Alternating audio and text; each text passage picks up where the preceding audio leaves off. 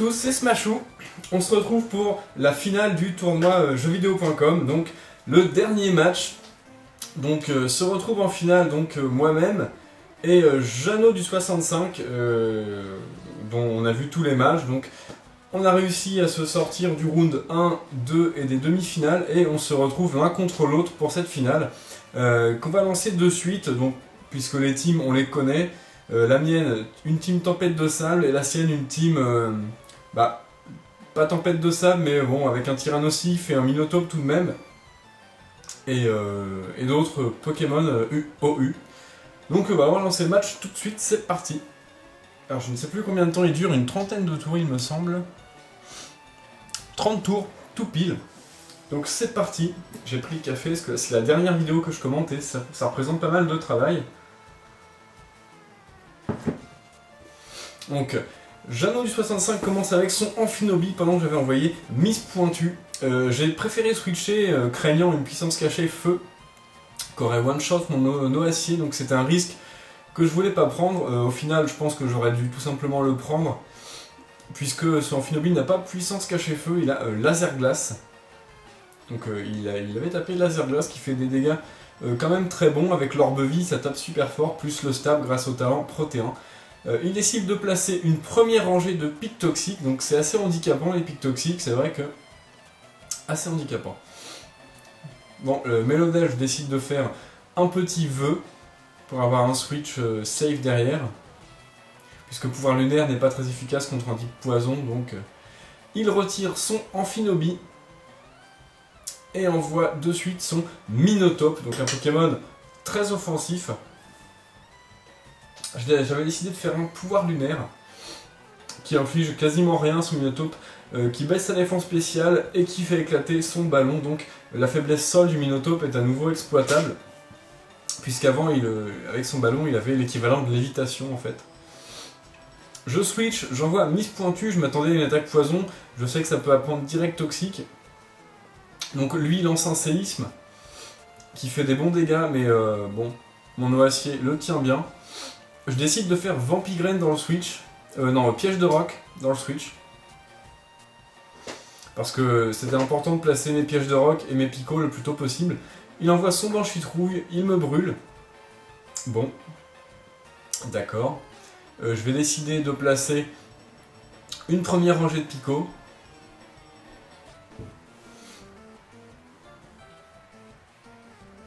Voilà, je souffre de la... Enfin, Noacier souffre de la brûlure.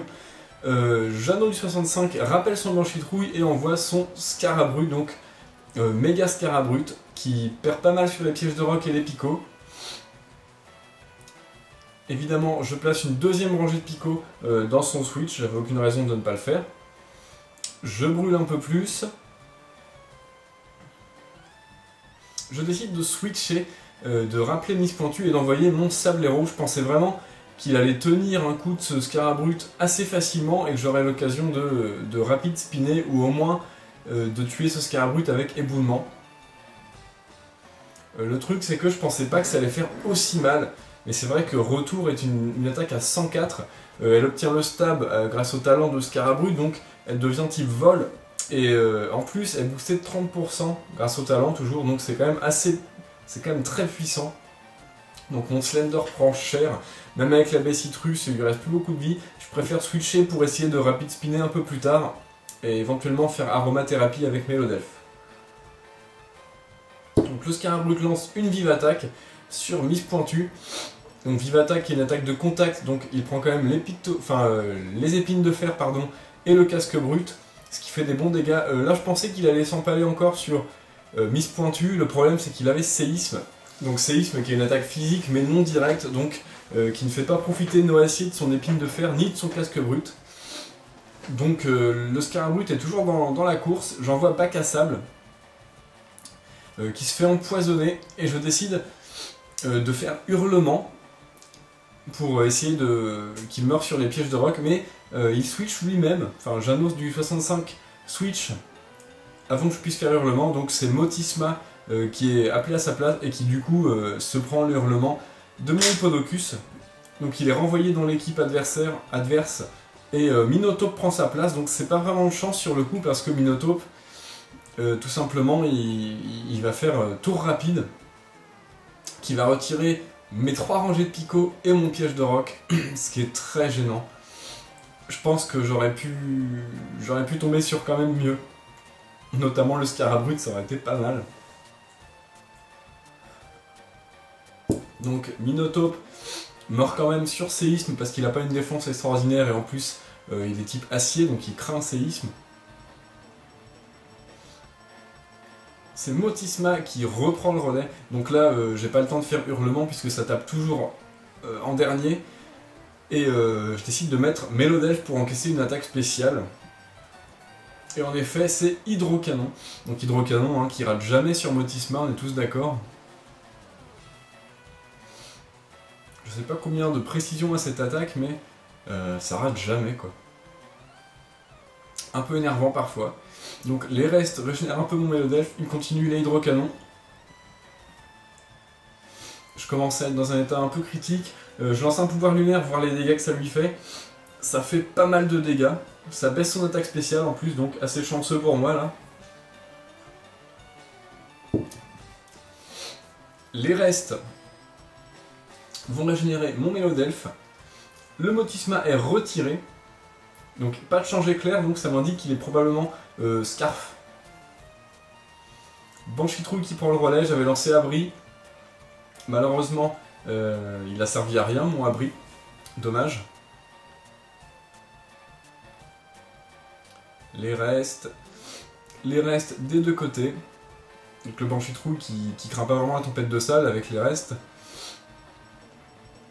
Je décide de switcher et d'envoyer mon Cryptéro pour encaisser une Vampigraine ou un Feu Follet parce qu'il prend pas les dégâts des attaques de statue. Malheureusement, mon adversaire avait lancé Hantise, ce qui m'oblige à rappeler Cryptéro puisque Hantise c'est une attaque spectre super efficace, 90 de puissance, stabé.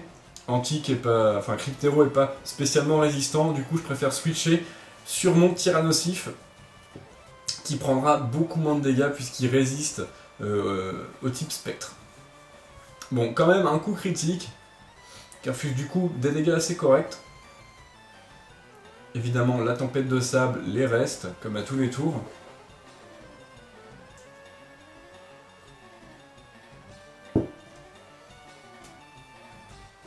Je décide de switcher et de réenvoyer Antique en anticipant évidemment une attaque de statue. Je pensais au Feu Follet, mais c'est Vampigraine qui est... C'est Vampigraine comme Jeannot du 65 a choisi.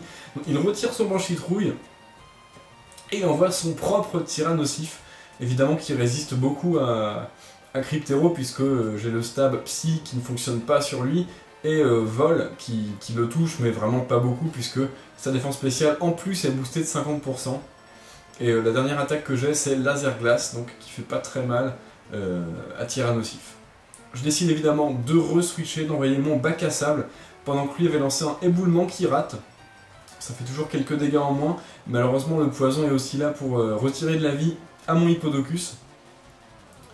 Je décide de switcher à nouveau et d'envoyer Cryptéro, je m'attendais vraiment à un switch de sa part, craignant le séisme, mais non. Et il a préféré lancer éboulement, qui a complètement détruit mon Cryptéro, donc là j'étais un peu dégoûté. Très mauvaise anticipation de ma part, j'ai vraiment fait un play risqué, j'aurais vraiment pas dû. Bon, tant pis, j'ai perdu mon Cryptéro assez bêtement, il aurait pu servir. Donc là c'est un peu dommage.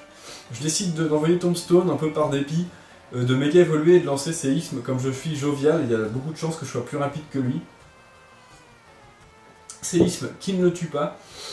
Il possède une baie citrus, donc il regagne 30% de ses PV et va parvenir à tuer mon méga Tyrannosif avec un séisme, coup critique. Donc là c'est encore pas de bol.